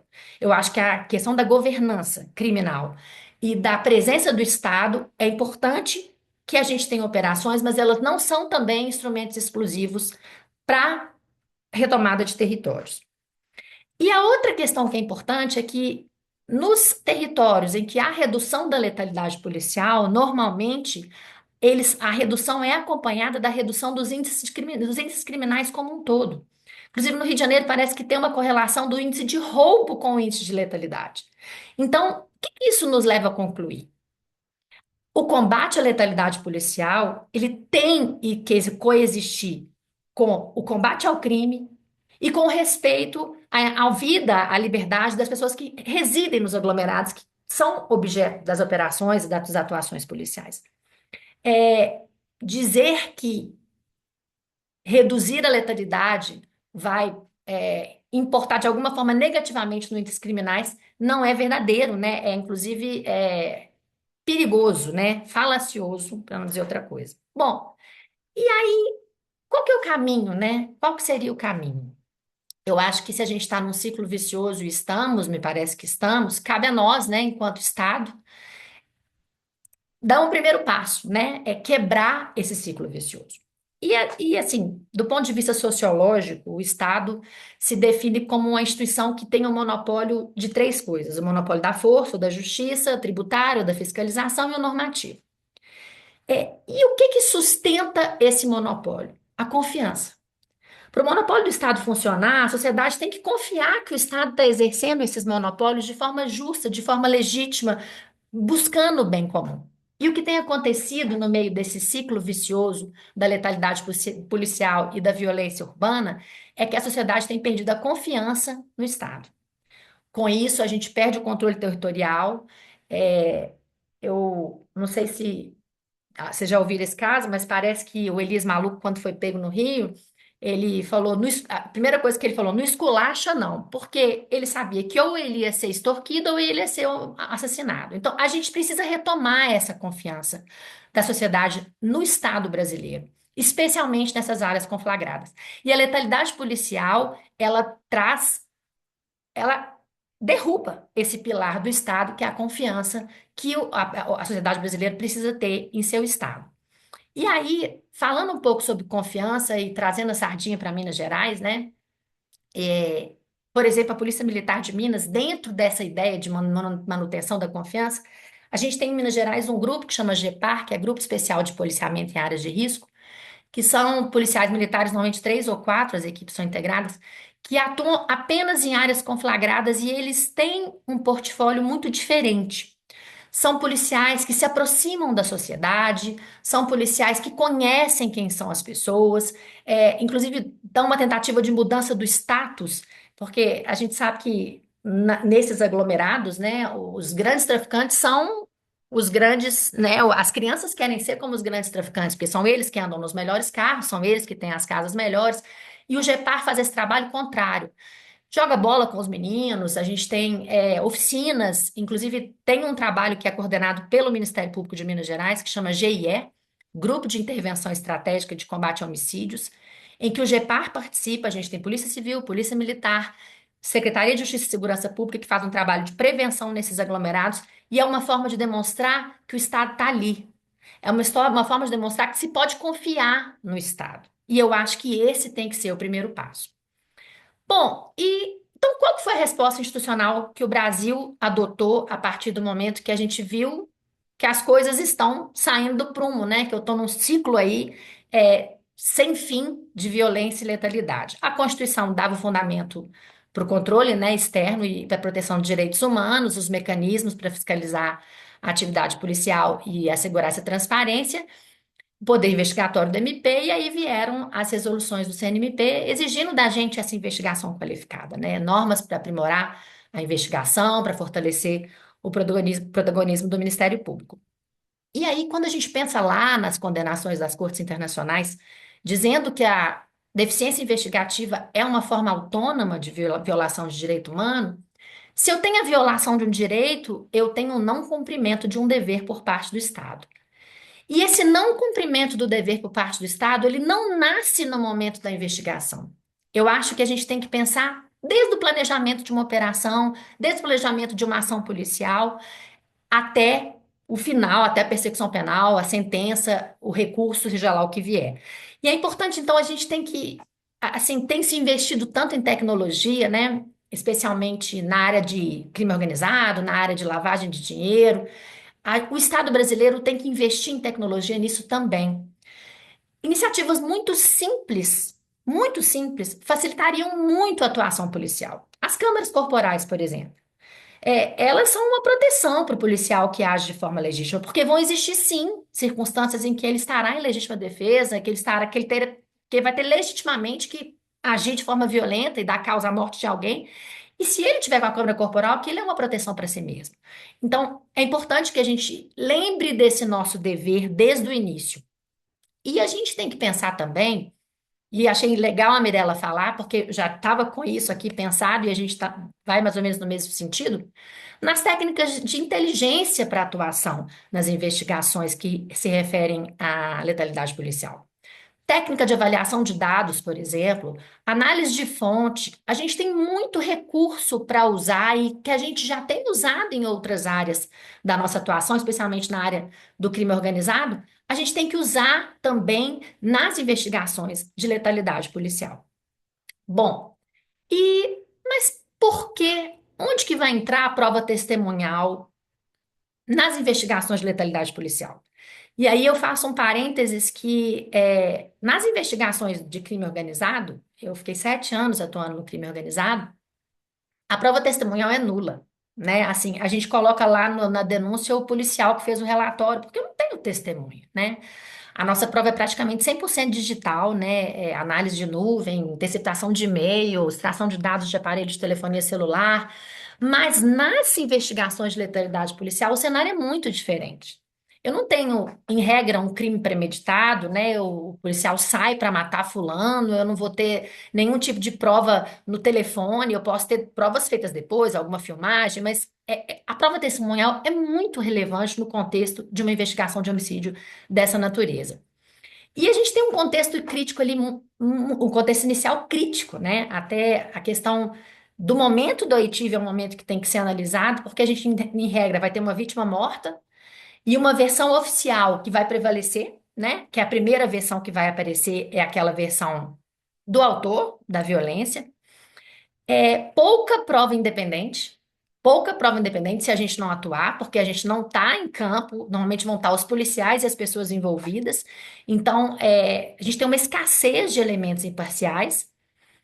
E vem aí, então, a importância dos familiares e das vítimas indiretas, né, que vão ser essenciais para preencher essas lacunas, para contestar versões, para garantir que a gente continue buscando a verdade do que realmente aconteceu no fato investigado. E por isso as testemunhas civis vão ser tão importantes para dar essa perspectiva externa e independente sobre o que aconteceu. E aí vem a necessidade de escuta qualificada, né? Técnicas apuradas para a gente coletar as informações sensíveis de forma eficaz. Foi o que a Mirella trouxe aí de uma maneira bem técnica. E eu acho interessante, assim, a gente pensar, né? A gente não precisa inventar a roda. Nas vítimas de violência doméstica, por exemplo, há vários protocolos, a gente já tem um certo know-how de como fazer. Nas vítimas que são crianças e adolescentes, a gente tem toda uma escuta qualificada. Eu acho que a gente tem que importar essas boas práticas para também o cenário da letalidade policial. E aí a gente tem alguns problemas com a prova testemunhal. A Mirella trouxe, né? Eu diria três espécies de risco para a prova. A primeira, que é uma prova subjetiva, a memória, né? O trauma, o tempo, a reconstituição pode afetar a precisão do depoimento ao longo do tempo. Então, a gente está capacitado para fazer a testemunha recobrar aquilo que o mais fidedigno. É importante a gente ter a técnica para trazer isso. Eu também fui vítima de um roubo aqui em Belo Horizonte de eu estava saindo da casa de uma tia, estava doente à noite no bairro Serra, um bairro um pouco perigoso, e fui vítima de um assalto à mão armada por duas pessoas que estavam numa moto. E uma pessoa viu que eu estava sendo assaltada, abriu o portão, eu entrei, eles levaram meu carro, mas devolveram, não tive maiores problemas, mas foi tão engraçado, porque quando eu chamei a polícia foi me perguntar, eles estavam de capacete? Eu falei, não, eles não estavam de capacete. Tinha câmera de filmagem na rua. Os dois estavam de capacete. É isso, assim, a memória, ela é perigosa, né? Eu acho que eu fiquei tão impressionada, né? Eu estava tão impressionada com a arma na cabeça, que a questão do capacete eu afirmei que tinha. Então, realmente, a memória, assim, ela nos trai, né? Ela nos trai, a gente tem que ter isso em mente, e a gente, enquanto entrevistadores, enquanto condutores de uma oitiva, temos que ter isso em mente e saber como conduzir da melhor maneira possível. Tem o risco institucional, que é a intimidação, o medo, que pode causar, silenciar, né? Fazer com que as pessoas se silenciem. E ainda processual, que são as entrevistas inadequadas, a revitimização, a perda de alguma informação e a forma errada de coleta. E aí a gente vê que esses três riscos a gente pode minimizar muito com um treinamento, com um aparato verdadeiro, com um protocolo bem feito. E eu acho que a gente, enquanto Ministério Público, pensando na questão da confiança, a gente tem que ficar muito orgulhoso, né, de ter sido erigido ao protagonismo desse tipo de investigação. É o tipo de investigação difícil, porque mexe com o próprio Estado, enquanto, né, nós, Estado, estamos investigando Estado, a gente. Então, eu acho que ninguém melhor do que realmente o Ministério Público, no nosso arcabouço jurídico e político, para fazer esse tipo de investigação. Mas a gente tem que se capacitar. A gente tem que se capacitar. Eu sei, por exemplo, da importância da prova pericial, né, nesse tipo de investigação. Acho que vocês tiveram já, salvo engano, um painel sobre esse assunto. Mas a prova testemunhal não pode ser descuidada, né? Ela é importantíssima e ela, inclusive, traz lugar, né? Põe a vítima direta e indireta em algum lugar no meio desse processo, considerando que ela ficou tanto tempo esquecida, né? E num tipo de violência que dói muito, né? Assim, o pior criminoso é o criminoso de farda, né? Então eu acho que é, o nosso cuidado tem que ser perene. Então, e aí eu tenho três perguntas que eu acho que, e aí se eu vou ser debatedora, eu posso fazer a pergunta, não preciso responder, né? Então fico mais à vontade. E eu acho que a Mirella trouxe isso. Como é que eu vou equilibrar o acolhimento com o rigor probatório? Como é que se faz isso? Como é que eu vou evitar a revitimização, mas tendo robustez da minha investigação, tendo a robustez da prova? Qual que é a diferença de uma escuta humanizada para uma escuta qualificada? É possível a gente conseguir harmonizar as duas formas de colheita probatória? Me parece que sim. Então, o papel do Ministério Público nesse rolo todo que nós estamos é de garantir a independência investigativa, de qualificar a prova, de dar voz e lugar para a vítima e de produzir a confiança institucional, não só no Ministério Público, mas no Estado como um todo. E com isso, eu acho que é isso, a qualidade da investigação vai começar pela qualidade da atuação policial e em seguida da escuta. A gente precisa atuar nas duas coisas. Ministério Público, familiares, vítimas e testemunhas têm que atuar como parceiros, né, na reconstrução da verdade. Queria agradecer mais uma vez a oportunidade, e fico à disposição para qualquer apontamento que queira ser feito. Muitíssimo obrigado, Paula. Mais uma excelente, muito mais que um debate, uma outra exposição de igual nível aí para a gente ser brindado com mais conhecimento nessa tarde e noite de hoje. Seguindo aí o que eu já esperava, como spoiler para mim, mas os colegas certamente puderam ter essa mesma percepção. Doutor Adriano e doutor Alexei, eu posso seguir aqui com perguntas para as doutoras Mirella e Paula? Os senhores querem fazer alguma intervenção aí? Pode? Então, tá bom. Então, vou aproveitar que a gente tem mais um tempinho aqui e tendo recebido as perguntas do chat e mais algumas coisas, algumas anotações que eu fiz aqui, eu vou fazer, então, uma pergunta ou duas para a doutora Mirella e depois para a doutora Paula, para a gente, então, aprofundar em alguns dos temas que foram abordados por elas aí, se o tempo permitir. De fato, a gente, fazendo um parênteses aqui, a gente está trabalhando junto com nosso centro de apoio às vítimas aqui de Minas, né, a Casa Línia, que é uma referência também no tema específico. A gente está trabalhando, digo a gente, né, o centro de apoio que eu coordeno com a Casa Lília, a gente está trabalhando num protocolo de atendimento a vítimas de violência sexual. Não necessariamente no contexto de violência doméstica, violência sexual fora da violência doméstica, né? E eu estou dizendo isso porque um dos principais pontos desde o início que a gente tem discutido é isso que a Paula falou já nas conclusões ali, nos temas para reflexão, e a Mirella tratou desde o início. Quer dizer, como é que a gente equaciona essa necessidade de acolher, essa vedação, a revitimização, todas as normas nesse sentido, que são válidas, importantes, e a gente precisa, de fato, entender e receber isso com a necessidade de qualificação da prova, porque enquanto, né, ou a intervenção do Ministério Público Criminal nisso tudo aí, eu falo assim, não, mas tudo bem, mas eu preciso que a minha prova seja boa.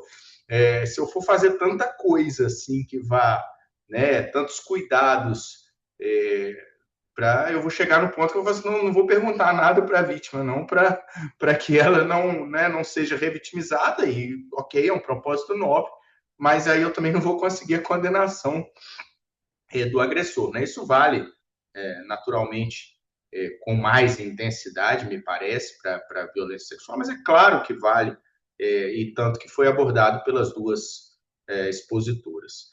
E nesse contexto, então, eu queria perguntar, Mirella, o seguinte: você consegue enxergar ou tem, talvez, uma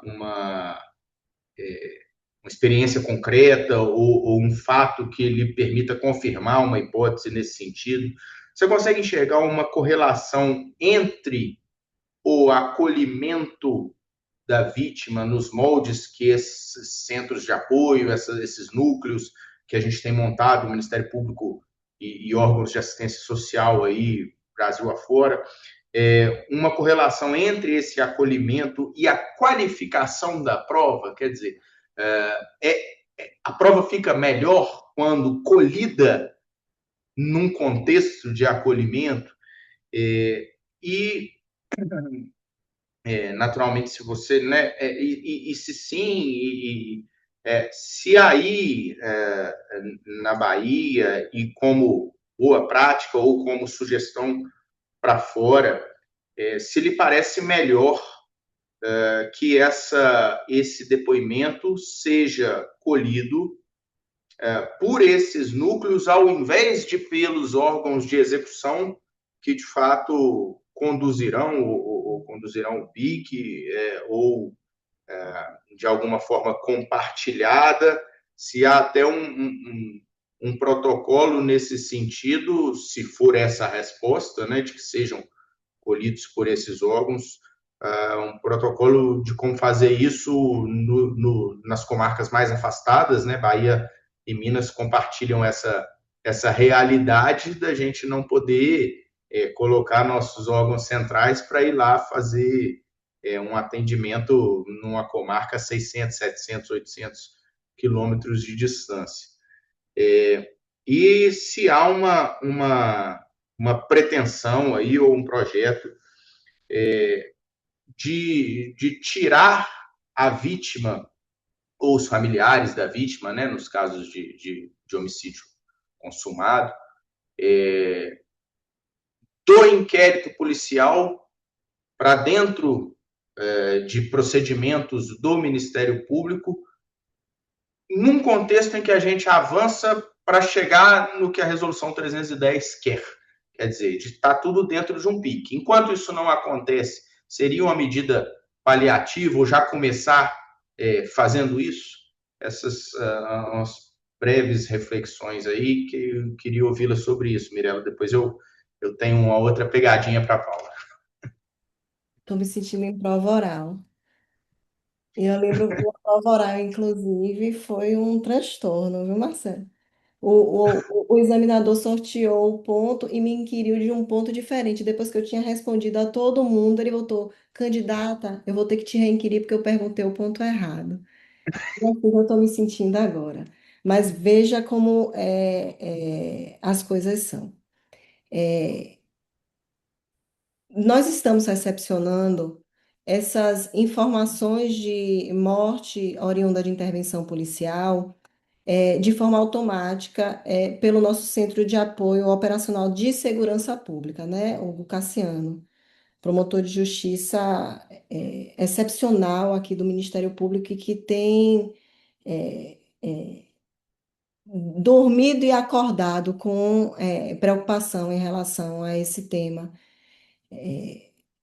Eu não sei como ele consegue viver, mas todo dia eu rezo pela saúde de Hugo, apesar de não querer recepcionar esses documentos que ele manda. Eu digo que ele está me assediando institucionalmente. Mas o que é que isso gerou para nós? A partir desse momento que ele passa a provocar os promotores de justiça do júri, que Alexei sabe disso, mas eu vou deixar, sabe aquela história? Eu vou deixar o meu ponto de vista muito claro para que não haja dúvidas.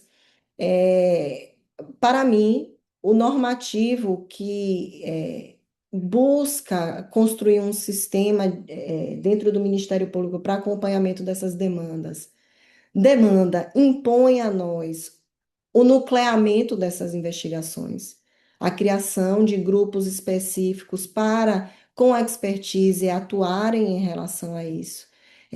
Os promotores de justiça do Tribunal do Júri, eles não darão conta, e eu falo isso como promotora de justiça titular de uma promotoria com essa atribuição, não atuarão de forma a alcançar a diligência necessária.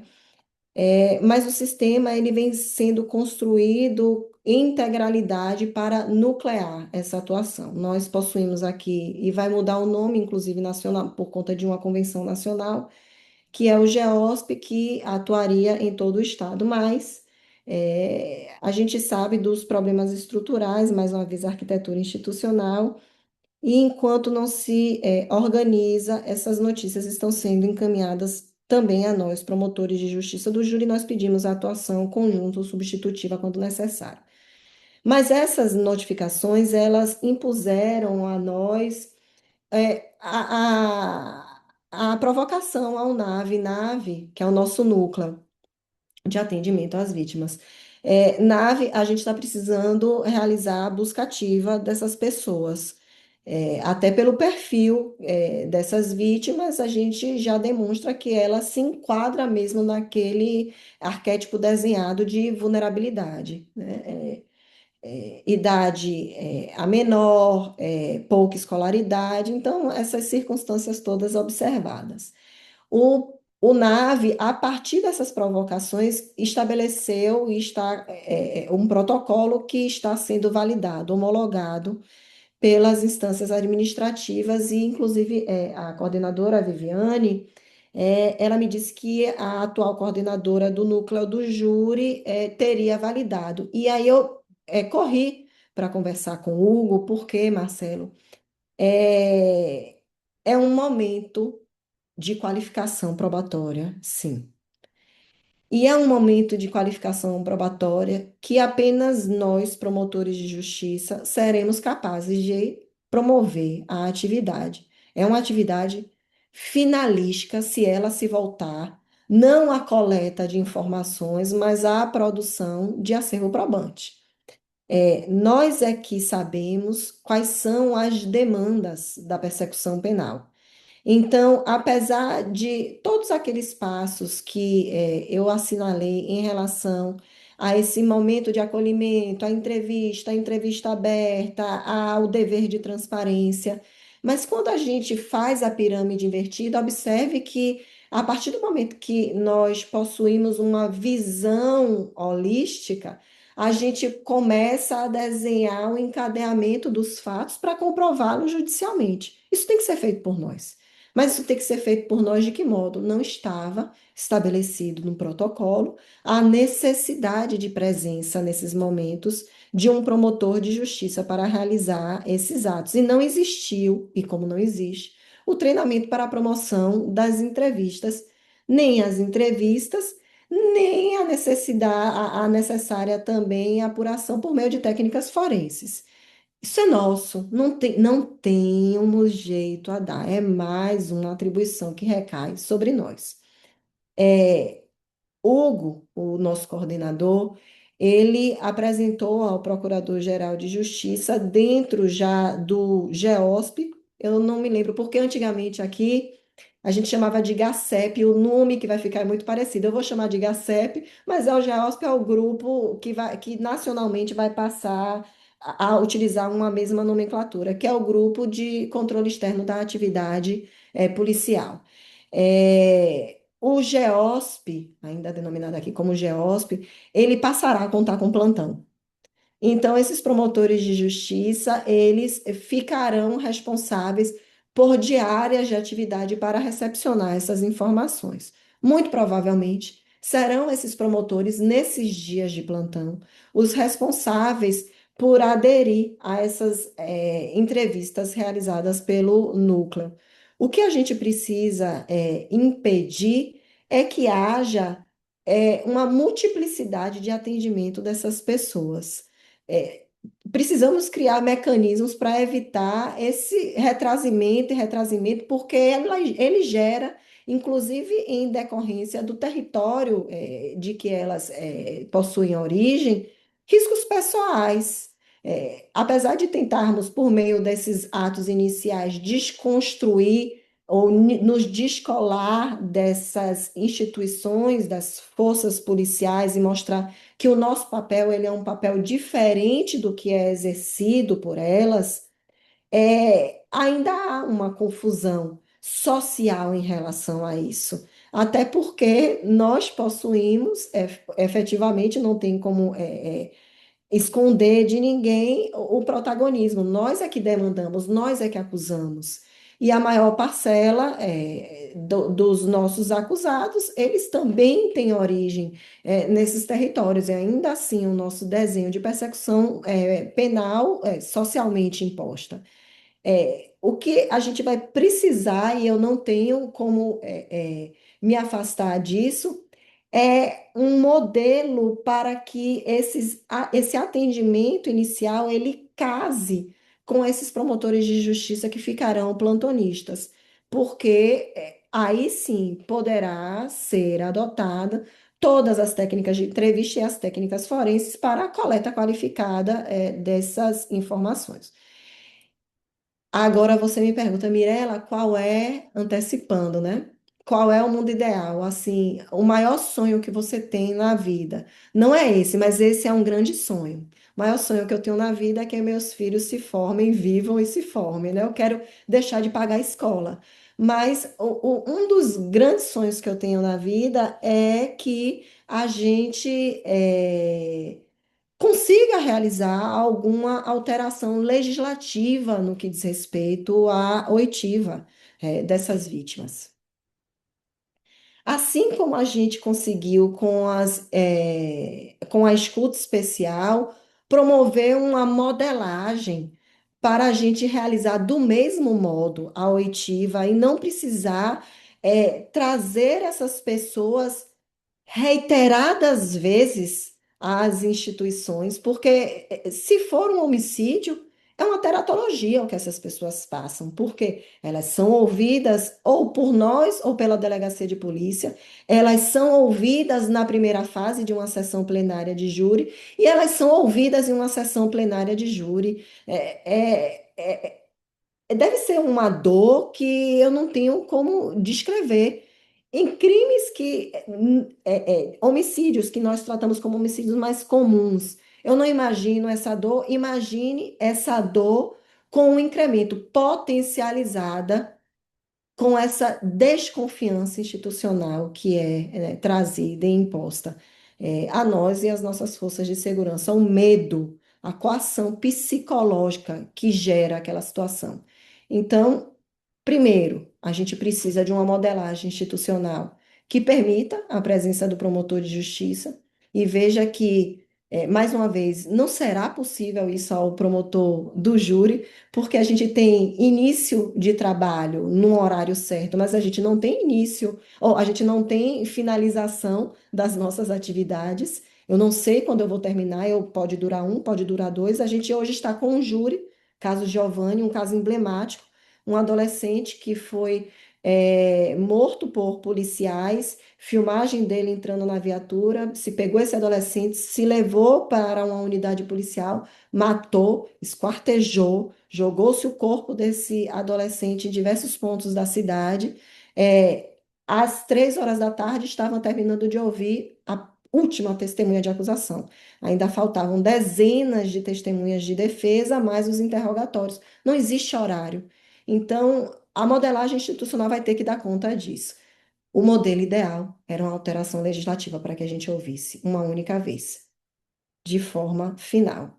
Se isso vai ser possível, eu espero que a nossa força junto ao Poder Legislativo faça com que o coração deles se toque, né? Seja tocado e a gente consiga. Excelente, Mirela, obrigado. Sem falar que o quanto contribuiria para a celeridade, né, do processo também. Enfim, acho que não deixa de ser um caminho, né? Trabalhando direitinho aí, dá para a gente pensar nessa perspectiva.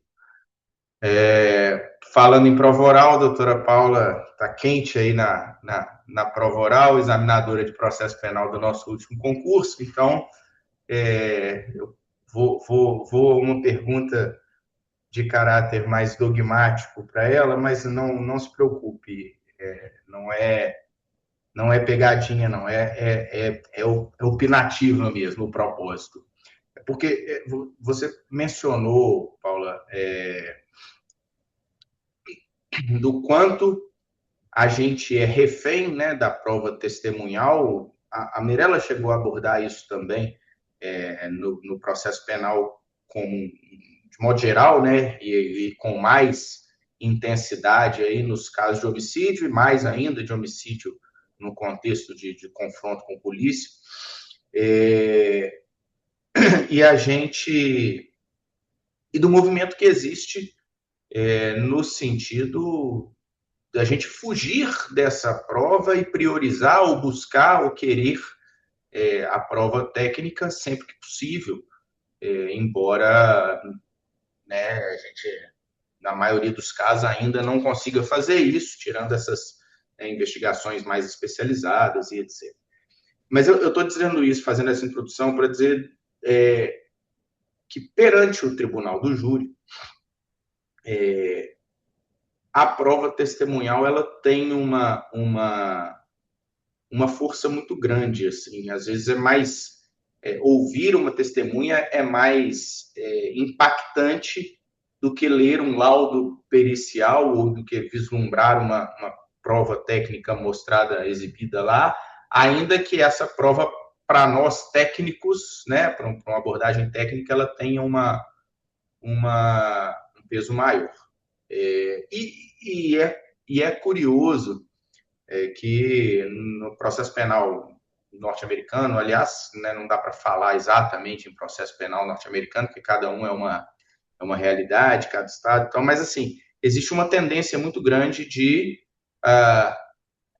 fazer o inverso do que a gente faz, no sentido de, vou inventar uma palavra aqui, testemunhalizar a prova técnica. A minha pergunta, no seguinte sentido, né? Tem o perito, e o perito vai ser ouvido como testemunha no plenário do júri para dizer sobre aquela perícia.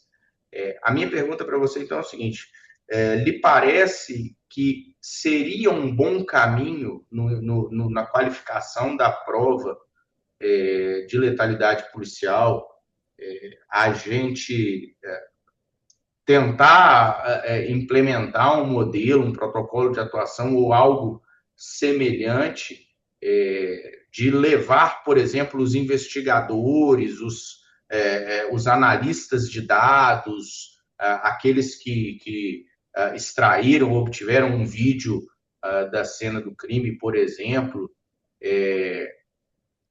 para serem ouvidas como testemunhas num caso dessa natureza, ou lhe parece que não? É que quando a gente tiver a prova técnica, já que a gente já fica tão refém da testemunhal, quando a gente tiver a prova técnica, que a gente se apegue a ela e ignore essa possibilidade.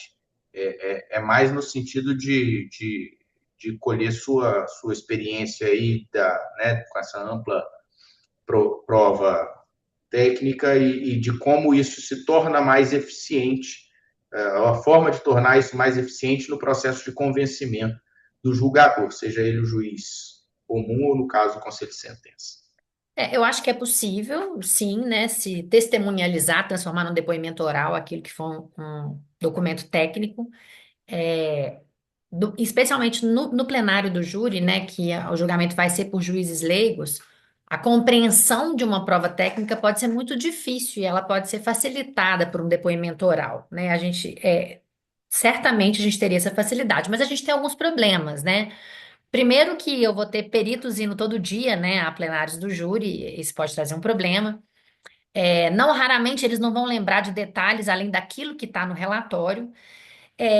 Eu acho que um meio do caminho desse problema, às vezes a dificuldade de compreensão de um laudo pericial e a dificuldade também de se repetir em plenário isso na forma de uma prova testemunhal, por exemplo, eu não sei se tem uma perita do Rio, ela é do MP do Rio, ela é fonoaudióloga, eu não sei se ela está na grade do curso daqui, a Maria do Carmo. Ela faz, por exemplo, ela usou reconstituição em 3D, usando videogame para reconstruir em plenário um local em que houve casos de letalidade policial. Eu estou personificando a perícia, porque a perícia ela é áspera, né? Ela, para um leigo, dependendo dos termos que forem usados, né? Eu vou estar usando termos médicos de posicionamento da vítima ou de direção da bala. Assim, a prova testemunhal fica muito mais fácil, né? Eu acho que isso pode ser analisado caso a caso. Eu acho que é o caso, sim, de eventualmente se chamar, especialmente quando a defesa rebate, né? Fica trazendo argumentos técnicos em desfavor que muitas vezes nem a gente entende, assim, perfeitamente o que está sendo dito, mas acho que a gente tem algumas alternativas que devem ser usadas, né? A gente tem que lembrar sempre que no plenário do júri a decisão final vai ser de pessoas leigas, né, cuja capacidade de entendimento de determinadas questões técnicas é menor. Mas acho que a gente pode ir por um meio do caminho, eu diria. Então, precisamente às 18h57, eu acho que é por aí. A gente, né, está falando, claro, de uma prova testemunhal que originalmente não era prova testemunhal, e eu acho que aí a gente abre um pouquinho o leque do nosso tema de hoje, né? Porque inicialmente focado na ideia da prova testemunhal, do que é mesmo testemunha do crime, não testemunha da técnica, vamos dizer assim. Mas é isso, obrigado, Paulo, muito, muito esclarecedor e pertinente suas observações, como foram as da Mirella, eu agradeço, e se o doutor Alexei e o doutor Adriano quiserem, portanto, encerrar, acho que estamos dentro do prazo, e eu, mais uma vez, queria agradecer enormemente pela possibilidade de ter contribuído de alguma maneira, espero, né, que tenha atendido as expectativas aí de participar desse fabuloso curso. E continuo nele em todas as aulas subsequentes. Obrigado, Marcelo. Eu vou tomar a liberdade de puxar o microfone aqui, mas já passo para o Adriano, e justamente para respeitar o horário, agradecer aí a enorme exposição, assim, das colegas, certamente tinha muita mais coisa, muitos outros aspectos que a gente podia debater. E por isso eu pego a palavra para lembrar, né? Primeiro, o nosso próximo encontro ali no dia 1º, que acabou tendo que ser reagendado, é justamente sobre a questão pericial. Então, eu acho que vai ser uma oportunidade de fazer o complemento ao que a gente está iniciando, eu diria, nessa aproximação trazida pelas colegas. E depois, a questão do plenário também volta mais para frente. Agradeço enormemente e já passo a palavra na sequência aí para o Adriano. Por favor, Adriano. Alexei, muito boa tarde, boa noite já. Eu gostaria de agradecer mais uma vez pela parceria. Pedir desculpas a Paula, pedir desculpas à Mirella e ao Marcelo por não ter conseguido entrar aqui na abertura, mas dizem que o cachimbo entorta a boca, né? E eu não conseguia me conectar de jeito nenhum. Talvez uma configuração aqui no meu computador. Mas, graças à ajuda aí do pessoal da Exum, a quem eu agradeço, o pessoal do Paraná também, da escola e do centro de apoio, eu me habilitei aqui finalmente, então me justifico e peço desculpas e dizer que foi incrível, né? Um encontro que nós passamos pela Pampulha, indo da Ondina, de Barra Ondina, e puxando para o meu lado, passando pelo rio Sapucaí, viu, Paula? Afinal, sou lá natural de São Gonçalo do Sapucaí. Tô reconhecendo o sotaque. Exato. E dizer que esse tema especificamente, esse encontro especificamente, eu não quero tomar muito mais o tempo, diz muito dos desafios que o Ministério Público brasileiro enfrenta e enfrentará para cumprir a resolução e para cumprir com as determinações da Corte, do Supremo. A gente precisa trabalhar alguns conceitos que ainda me parecem que estão meio fluidos, né? As técnicas de entrevista, que é coleta de prova testemunhal, que é entrevista investigativa, e onde nós nos situamos aí são competências que nós precisamos desenvolver urgentemente, para ontem. E esse curso talvez sirva para chamarmos a atenção para esses problemas muito além do que está normatizado. A gente precisa concretizar essas questões e também puxando um pouco aqui as escolas, os centros de aperfeiçoamento, juntamente com os centros de apoio, os grupos, os núcleos, têm um papel fundamental em construir, talvez, essa doutrina, essa formação que nos leve a ter definitivamente, ou buscar, não é, um grau de efetividade nessa política institucional que nos foi determinada. Eu fiquei muito feliz com o encontro, aprendi muito. Eu que daqui a pouco vou definitivamente para o júri aqui da capital em Goiânia, vai me servir demais o que foi hoje apresentado aqui pela Paula, pela Mirella e com os aportes do Marcelo. Eu agradeço demais a cada uma de vocês, ao Marcelo, ao Alexei, mais uma vez pela parceria, e seguimos então com o nosso próximo encontro no dia 1º, né, Alexei?